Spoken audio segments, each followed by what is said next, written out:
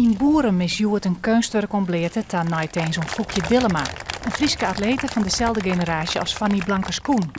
In 1950 wie Foekje Dillema zelfs de snelste hutrenster van de wereld. Maar na de overwinning waard ze skorst, omdat men twijfelde of ze wel een vrouw wie.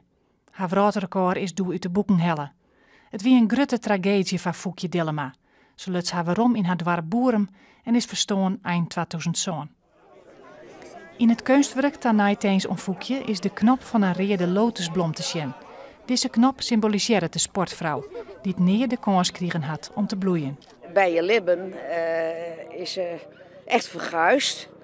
En nou ineens denkt iedereen, we moeten er wat aan doen. Ja. En nou weer Foekje net zo, die houdt net zo griezelig van publiciteit.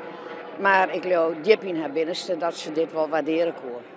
Jawel. Is dit een stukje eerherstel eigenlijk? Ja, maar dat vind ik zo jammer dat het zo let gekomen is. Daar heb ik altijd nog spijt voor van dat ik daar net meer ondien heb. Maar dat wie vroeger net zo. Je jongen je de bedel. Het waren beslist door de heren en stil.